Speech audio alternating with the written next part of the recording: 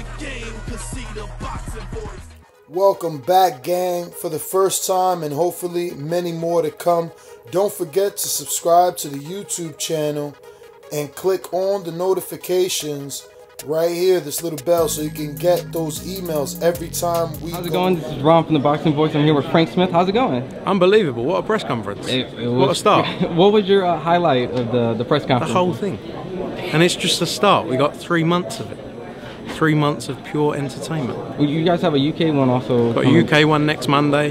We've got loads of stuff going on. Head-to-heads, talk shows, etc. It's going to be fun. Now, with the talks of the great main event, anything with the undercards that you guys are working with? Yeah, we're working on confirming a few things. Obviously, we're 15 weeks out, so not normally we have this much lead time with a show. So we're going to start working on confirming a few bits, and you'll see news of that in the next week, the next few weeks as well. Are you guys trying to pursue like maybe other title shots? You would say probably be on the card. For the undercard, yeah, 100%, 100%. As you would have seen, you know, as people would have seen with AJ's fights in the UK, the undercard is always stacked. And it'll be no different here on the 1st of June. Now, maybe if I throw some names, just Callum Smith will probably be on our undercard. Is that something? I'm not sure if Callum will, but there's some other big names. You know, we're looking at a few options to get on, and you know, as I say, announced very soon. Chris Algieri, Calify. Possibly, yeah, 2 names being mentioned. So yeah, you'll see news of those. So I'm very tight-lipped. Official announcements. Yes, absolutely. And then with the talks of TEVIN Farmer having this Philly fight coming up, you know, just curiosity. I know there's a pursuit for Gervonta Tank Davis. Are you guys going to maybe try to throw any type of co-promotion deals or something? Because that's a big super fight that a lot of people. That's a massive fight. That's definitely a fight we'd look to do. You know, the Tank's built a big name. You know, he did well the other, but he's been out for a long time. And I think he's got they've got to give him a bit of momentum getting back. You know, Tevin's been busy. He had 2 fights last year. He's back out in Philadelphia. 2 fights towards the end of last year, and you know, we kept him nice and busy. And you know, they've got to do that with Gervonta as well. What would it take? Like, would you guys have to send additional offers? Are they not trying to meet? Have you guys tried to work something out? Or? No, we'll see what happens. You know, it's one of those things. I think Tevin's got to get this fight against John O'Carroll out of the way in Philadelphia. So it's not, you know, it's not a walkover for him. It's going to be a tough fight. John O'Carroll always tough. He had the final eliminator recently, came through it. He had a draw in that, but you know, he's a tough fister, and I don't think it's going to be, as I say, a walk in the park for him. So get that out of the way, then he can put his mind onto what he's doing next. April 20th has been a rumor date. Well, not even rumor, just a talked about date of a big stacked heavyweight card. Joseph Parker, Chisora. I mean, how close are we getting that? And is that confirmed? Not just yet. We're working on that. With there's a few bits of change, obviously, with Dillian White, the purse bid being called, or the fight being called with Dominic Brazil for the WBC interim. I think timing-wise, doesn't really leave the time for that for April 20th. But the heavyweight division changes so quickly with the news yesterday of Tyson Fury.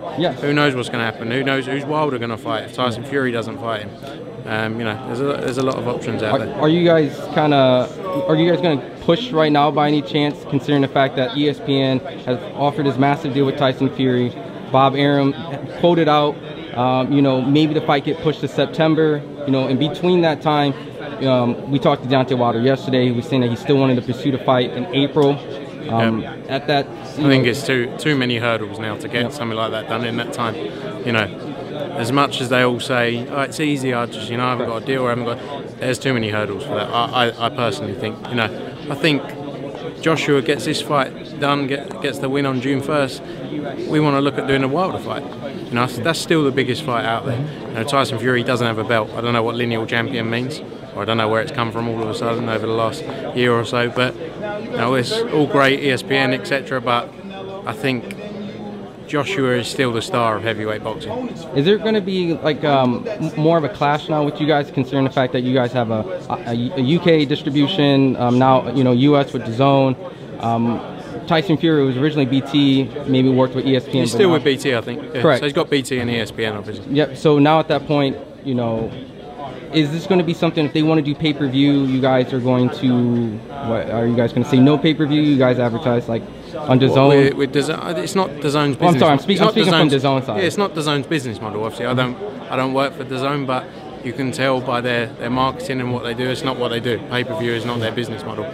I think pay-per-view in the UK and US completely different business. So some of these fights can actually be pay-per-view outside of the DAZN relationship that you guys have. Like you can make. I don't think you don't need to with the DAZN money. Okay. You don't need to put it on pay-per-view. With DAZN investing in the sport the way they are, you know, they want to make these fights without people paying $80, and the fans should be happy with that. They should want that rather than having to pay $80 for this fight on pay-per-view. Is it true that Joshua is not exclusive though to DAZN? Joshua's fight by fight with DAZN? We're working on a long-term partnership with DAZN. You know, they're a long-term player with us. They've invested very heavily in the sport, and I think, you know, we'll continue. We've got a long-term deal with DAZN as a business with Matchroom, and you know, Josh's last fight against Povetkin was on DAZN, the launch of it. This one as well. They've really got behind him, and they'll continue to do so, I'm sure. You know, I think what's different with the Tyson Fury deal, by the sounds of it, is he's completely exclusive for the next X number of years. I don't know how long that is. I don't know what the deal is, the finer details. That puts a stumbling block in, you know, completely. There's always ways of making these things work, but when you've got so many parties involved, it gets a bit harder. Now, Wilder doesn't have a British broadcaster, for example. Doesn't have anyone in the UK. He just has Showtime. Whether that's exclusive or not, I don't Well, really he said it was a free agent yesterday. Granted, the fact that, you know, he can be shopped around. You know, would this? We should take the Joshua fight then later in the year. So by any chance, if he doesn't get the Tyson Fury fight, But why? I don't understand. That's what confused. Why would you not want to unify all of the belts? If you got a choice between Tyson Fury rematch, who basically beat you, didn't get a result, but he won. Tyson Fury, in all fairness to him, he went out there, he did the job. Or, you know, he didn't get a result. Or you can fight Anthony Joshua for all of the belts. I don't really get why you wouldn't take that option. You know. Would you say in this situation, is this great for like a guy like Deontay Wilder, where he has other platforms bidding for those fights? It's a great time for every fighter. You know, what a time to not, you know, especially if you're a free agent, what a time to be in the business of boxing. You've got all these people putting all this money into it, investing all their money. It's unbelievable. Now, would you say the fight fans, you know, they're online, they're like, oh great, another roadblock. Would you say for the fight fans, this is a bad thing? ESPN were already in the market. It's not like anyone new's come to the market. You know, they've both got, Tyson Fury as well has got to grow his US brand. It's not like he's a superstar in the US because Deontay Wilder isn't a superstar in the US. So Tyson Fury isn't going to be. You know, so they've got a lot of work to do, ESPN, but obviously they're very good at that. You know, just like we're doing with DAZN. We've got to grow these fighters. Do I think it's bad? Not really. Competition's great for the sport. It's great. It's great for the fans because it means that we're all working our arses off to deliver better than anyone else.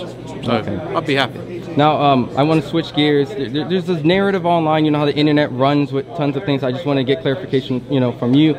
You know, they talk about the ticket sales. You know, the pre-assumption where the ticket sales is sold. Elsewhere is resold, the StubHub, you know, conspiracies. I just want to get your take on, you know, where did this come from? Why would they say this? Is this a good thing or bad thing? Like, just well, the assumptions, exactly. The pre-sale was just on MSG and Ticketmaster. It was the highest grossing pre-sale ever. Actually, just real quick, what was the previous one? I was just curious out of my own. Do you know the previous one? It was around like one of the Canelo, Golovkin, Lemieux. One of those. It was like fights. David Lemieux it might have been Triple G. It might have been Golovkin. Okay, Lemieux. okay. But that pre-sale was just via MSG, No. just on their Ticketmaster platform, nowhere else. So that broke the pre-sale. Then you've got all the other sales channels. You know, StubHub is one of our, excuse me, official providers. They sell tickets at face value only for us. So it's just like buying a ticket off of Ticketmaster. But you know, we broke the record just on just to clear that up, just on Ticketmaster. No agent buys, nothing else, nothing on top. That was purely what it was.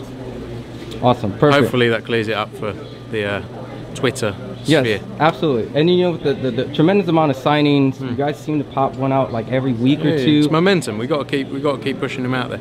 By any chance, do we have any possible upcoming new signings that might shock the world? Maybe Triple G, you know, some other guys. You guys still pursuing that? You'll see some new signings very soon, I'm sure. You know, we're always working on new names, as you say. Every week we've got a couple of guys and girls entering the team, and we'll carry on doing that. So keep watching, and you'll see some more. Awesome. More Look, I appreciate it. You guys done a tremendous job here. MSG, a whole bunch of cards in the UK that we get to see now in DAZN in the US.